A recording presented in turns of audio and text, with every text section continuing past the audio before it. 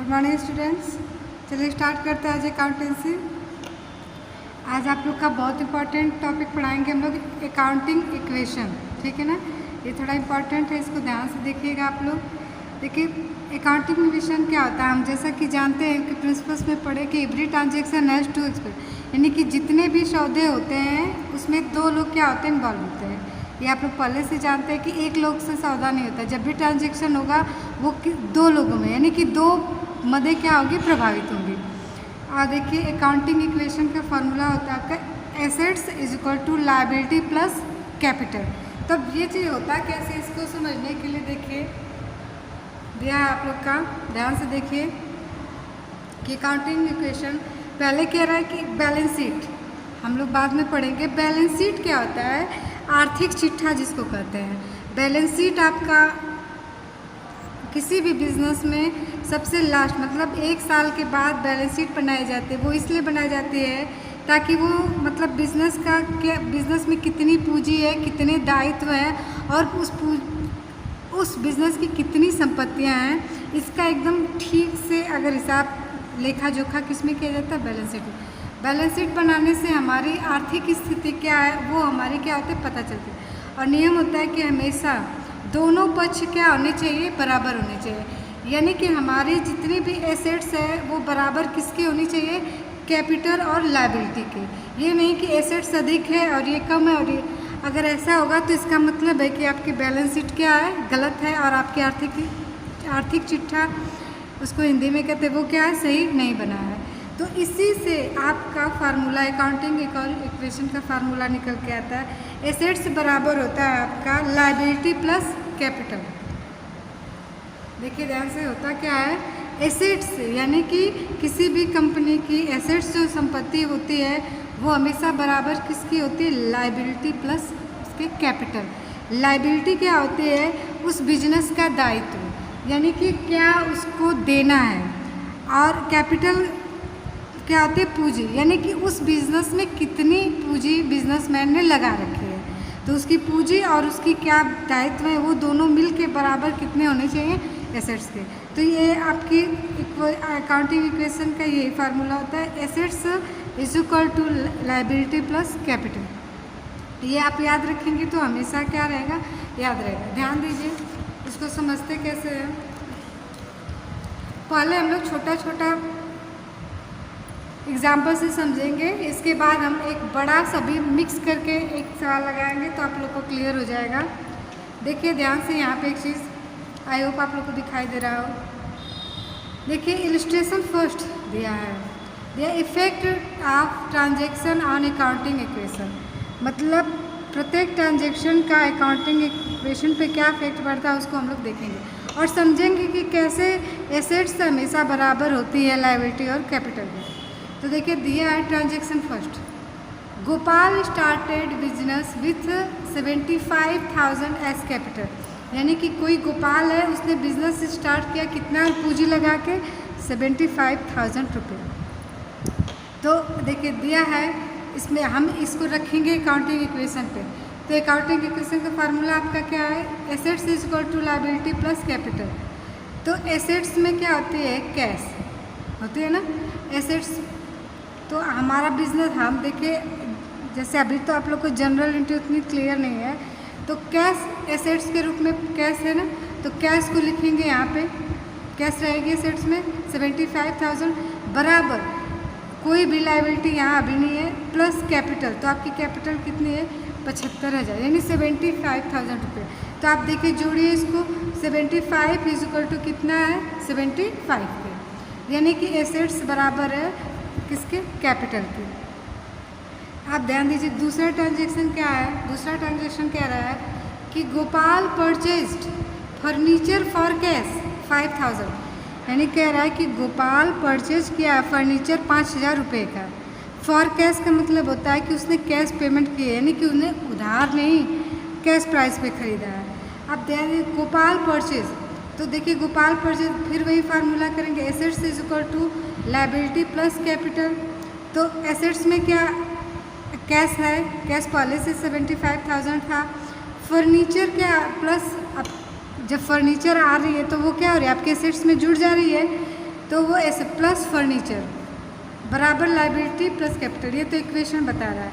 आप देखिए old equation का मतलब होता है कि जो पहला है इसको वे लिखा है यहाँ पे ना, यानी 75 = 75, ये तो पहले ट्रांजेक्शन का है। दूसरा क्या है, जब उसने फर्नीचर परचेज किया, तो जब आप अपने बिजनेस में फर्नीचर परचेज किया तो आप अपना जो 75,000 रुपया है उसी कैश से ना खरीदे होंगे, तो इसलिए इस कैश में से 5,000 को क्या करेंगे, डिडक्ट यानी घटा देंगे, क्योंकि 5,000 का तो हमने फर्नीचर क्या किया, परचेज किया है, प्लस करेंगे इसमें फर्नीचर, तो कितने का फर्नीचर आया है आपका, 5,000 बराबर यहाँ 0।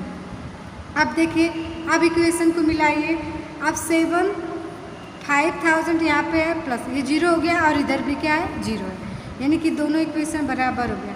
अब नया इक्वेशन बन के क्या तैयार हुआ, देखिए अब 75,000 जो कैश है आपकी, उसमें से 5,000 का उसने फर्नीचर खरीदा तो घटाया तो ये 70,000 हो गया। यहाँ पे देखिए अब फर्नीचर में यहाँ पे कुछ नहीं, 5,000 है बराबर 75, यानी 70 × 5 = 75, ये बराबर हो गया किसके, इसके।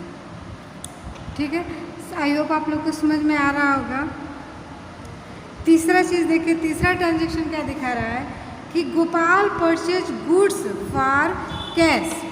अब ये बताइए कि फर्नीचर जब एसेट्स है तो आपकी गुड्स भी क्या होगी, गुड्स भी क्या होती है, एसेट्स होती है। ध्यान दीजिए, एक चीज़ हम भूल गए बताना, देखिए एसेट्स में क्या क्या चीज़ें आती हैं, कैश एंड बैंक वो आपकी क्या होती है, एसेट्स होती है। डेटर्स आपके क्या होते हैं, एसेट्स होते हैं। स्टॉक इन ट्रेड यानी कि आपके व्यापार में जो स्टॉक है वो आपका एसेट्स होता है। फर्नीचर भी क्या होती है, एसेट्स होती है। मशीनरी भी एसेट्स होती है। और फील्ड, ये सारी चीज़ें किस में आती हैं, एसेट्स में। लाइबिलिटी में क्या आता है, कैपिटल तो रहेगा, लाइबिलिटी में क्रेडिटर्स और बैंक ऑफर ड्राफ्ट्स, ठीक है ना। अब देखिए यहाँ पे कह रहा है कि Gopal purchase goods for cash. अब उस गोपाल ने क्या किया कि परचेज गुड्स, यानी गुड्स तो क्या क्या पर, तो जो गुड्स होता है वो आपकी क्या होती है, एसेट्स होती है।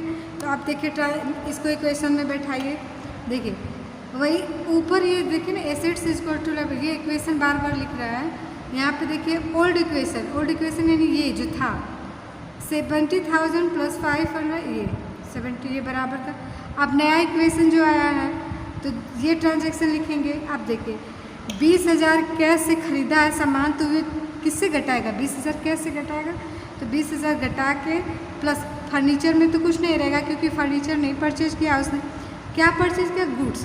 तो गुड्स आपकी क्या होगी, बढ़ेंगी, इसलिए ये यहाँ पे क्या किया, इसको जोड़ दिया। तो यहाँ पे 20,000 माइनस किया है कैसे, क्योंकि कैश देकर ही क्या उसने खरीदा है, गुड्स। तो यहाँ इसको माइनस करेंगे और यहाँ पे प्लस, बराबर न लायबिलिटी है न कोई कैपिटल।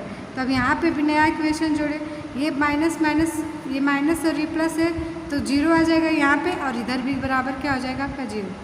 न्यू इक्वेशन मतलब नया इक्वेशन क्या, आप 70,000 में से 20,000 घटा देंगे तो कितना आएगा, 50,000। उसके बाद फर्नीचर आपकी 5,000, गुड्स आपके कितने हैं, 20,000। अब इसको जोड़िए, 50 × 5 = 55,000, ये 75, और आपकी जो कैपिटल है वो भी कितने की है, 75,000 रुपये। ठीक है, आगे चलते ट्रांजेक्शन देखते हैं। देखिए दिया है Gopal purchase goods on credit for 16,000। अब जो गोपाल है उसने क्या किया कि ट्रांजेक्शन उधार खरीदा। क्या खरीदा, उधार खरीदा। तो उधार जब खरीदा है तो यहाँ पे इतना दूर तो ओल्ड इक्वेशन रहेगा आपका ना, ये आपको बार बार करके समझाने के लिए बताया जा रहा है। जब इसको हम समझा लेंगे तो आगे जो सवाल लगाएंगे वो एक ही बार में, इतना आपको लिखना नहीं पड़ेगा, लेकिन समझने के लिए इतना भी ज़रूरी है। देखिए तो ओल्ड इक्वेशन मतलब कह रहा है वो जो नीचे है, 50,000 का कैश है उसके पास, 5,000 फर्नीचर के उसके पास, और 20,000 गुड्स है, बराबर कैपिटल उसकी कितनी, 75। तो ये दोनों बराबर है। अब नया ट्रांजेक्शन क्या किया गोपाल ने क्या किया कि 16,000 का गुड्स खरीदा, लेकिन कैसे खरीदा, उधार खरीदा। तो जब हम बताते हैं ना कि जब हम उधार खरीदते हैं तो वो उधार हमारी क्या बन जाती है, लायबिलिटी, यानी वो जो लेंगे जिससे हम खरीदा वो हमारे क्रेडिटर हो गए, लेनदार हो गए। आज निकल हम उनको पैसे क्या करेंगे, देंगे। तो वो क्रेडिटर हो गया, तो लायबिलिटी हो जाती है, इसलिए लायबिलिटी में ये क्या जुड़ेगा, एक तो क्रेडिटर। तो देखिए गुड्स तो बढ़ेंगे, यहाँ पे हम जोड़ दिए 16,000। आप कहेंगे कि क्या जब खरीदा तो कैश से क्यों नहीं घटा गया, इसलिए नहीं क्योंकि आज की डेट में वो उधार खरीदा है, कैश दिया नहीं है, तो इसलिए गुड्स तो आ गए उसके पास, इसलिए गुड्स में जुट गया।